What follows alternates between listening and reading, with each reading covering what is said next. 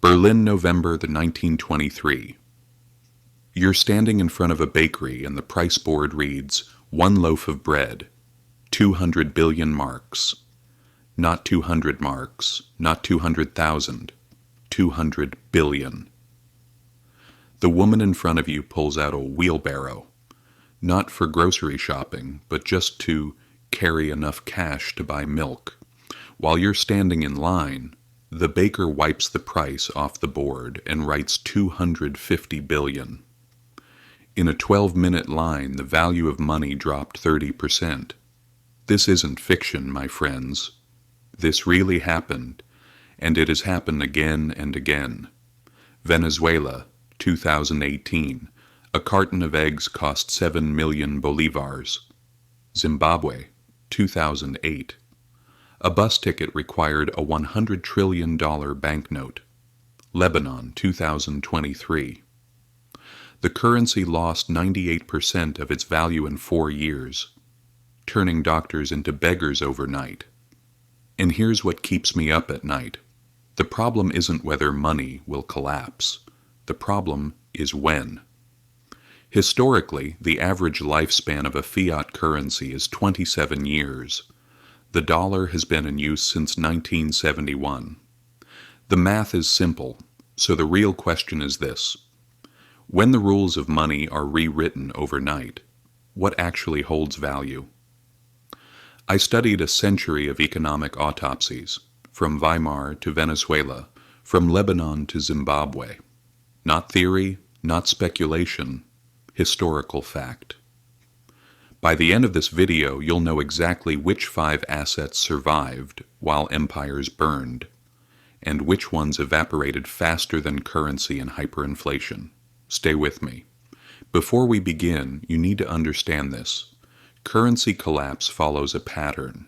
It's mathematical, predictable. Stage 1. The government spends more than it collects. Stage 2. It prints money to cover the gap. Stage 3. The currency begins losing purchasing power. Stage 4. People flee to alternatives. Stage 5. Total collapse. Every single time. Weimar Germany went from 320 marks per dollar in mid-1922 to 4.2 trillion marks per dollar by November 1923. A 98% loss in 18 months. Venezuela's bolivar went from 10 per dollar to over 1 million per dollar in a decade. Lebanon's pound collapsed from 1,500 to 89,000 in 4 years.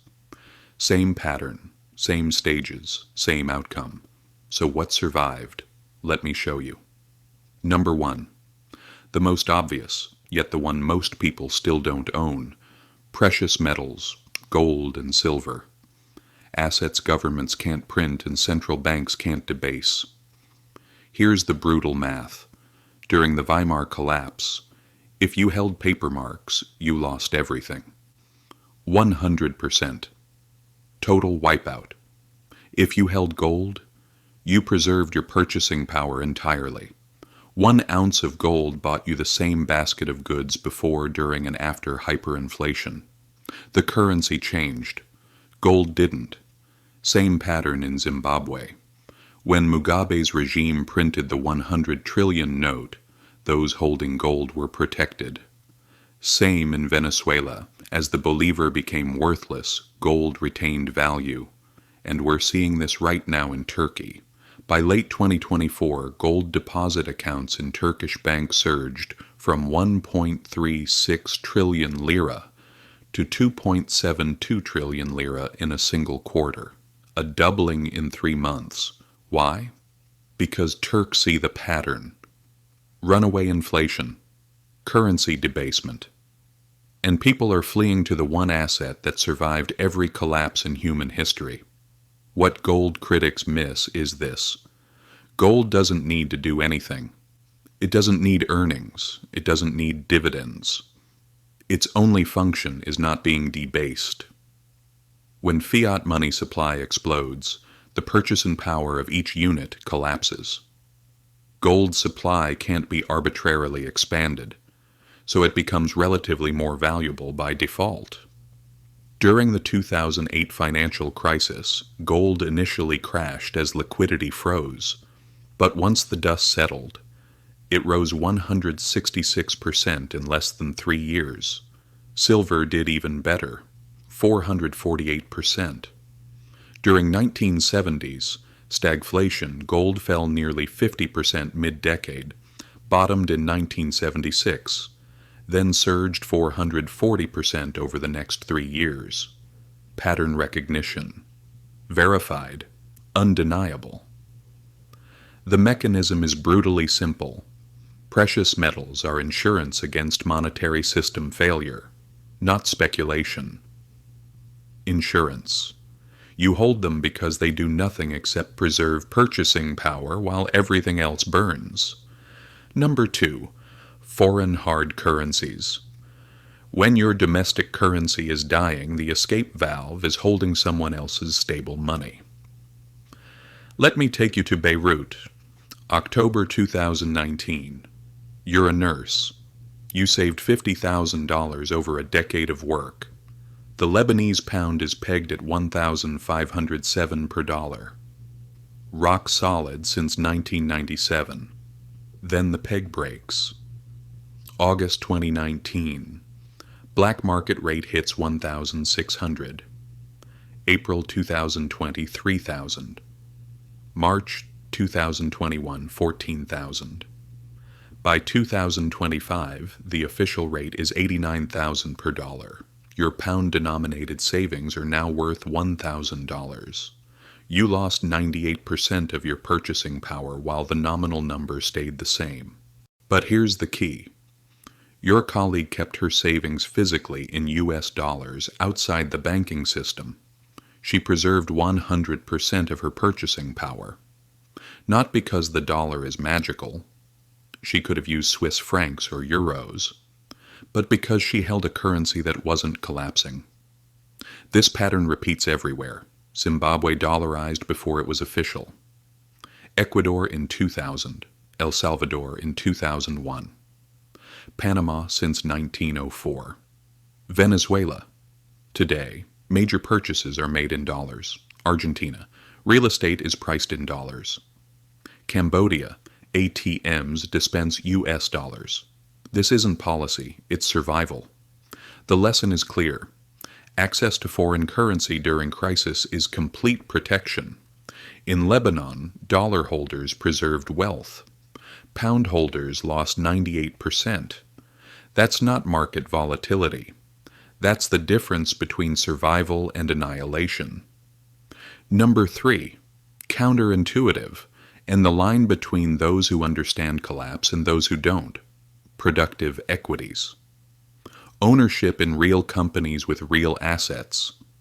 Here's what blows minds.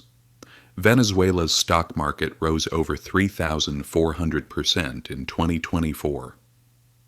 In January 2026, the Caracas exchange surged from 2,082 to over 6,000 points in 9 trading days. Individual stocks went parabolic. Mercantil Servicio Financiero, up 200%. CanTV up 219%. Bancaribe Provincial up 171%. You might think, how can stocks explode while the economy collapses? It makes perfect sense once you understand what a stock actually is. A stock isn't paper. It's ownership in real assets, factories, equipment, inventory, land. When currency collapses, nominal prices rise to match inflation because the assets themselves haven't disappeared. But here's the critical distinction. Not all stocks survive equally. Only companies with revenue streams diversified away from the collapsing economy preserve real value. Companies earning as 100% in believers see real profitability collapse. Exporters receiving dollar revenue see costs fall in real terms and profitability rise. Research from the Latin American crisis of 1982, Mexico 1994, and Asia 1998 confirms this. Export-capable firms survived and thrived. The key was export capacity. Lesson: productive equities with international revenue don't just survive. They benefit from devaluation. Domestic-only companies burn with the currency. Quick pause. If you're realizing everything you thought you knew about economic safety is wrong, hit subscribe. This channel is Financial Forensics. I show you the autopsies, so you see the patterns before they repeat. Back to the assets that survive when money dies. Number 4. Consumables and barter goods. When formal money fails, trade doesn't stop. It reorganizes. Post-World War II, Germany abandoned the Reichsmark. People traded with cigarettes, coal, potatoes. Cigarettes became currency because they were standardized, divisible, portable, non-perishable. Everything money needs except a government issuer. Venezuela, 2018. Fishermen traded fish for flour just to feed their kids. Medical supplies, food, water, fuel, batteries, tools. But consumables are tactical, not strategic. You can't build long-term wealth on aspirin and batteries. Number 5. Agricultural land. The immobile store of value that produces food. During the Great Depression, farmers survived better than city dwellers. But land has vulnerabilities: illiquidity, taxation, seizure. Zimbabwe 2000. Farms confiscated. Output collapsed 60%. Strategy: productive land, export-capable land, or land held in protective structures. Now let's talk about what goes to zero. 1. Fixed income securities in collapsing currencies. 2. Savings accounts in failing banking systems. History is clear. Being a creditor to a failing state is the fastest path to wealth destruction. Where are the warning signs today? Iraq, liquidity crisis, stage 3. Turkey, gold flight, stage 4. Lebanon, 98% collapse, stage 5. And then there's the elephant in the room, the United States. $36 trillion in debt. Interest payments exceed military spending. Reserve share declining. Same path as the British pound. Here's the brutal truth. Currency collapse isn't hypothetical. It's the historical norm. The question isn't if your currency fails. It's whether you're positioned to survive when it does. History has the answers. You just have to be willing to look at the autopsies before you become the next case study. Thanks for watching. Now go diversify before you're forced to.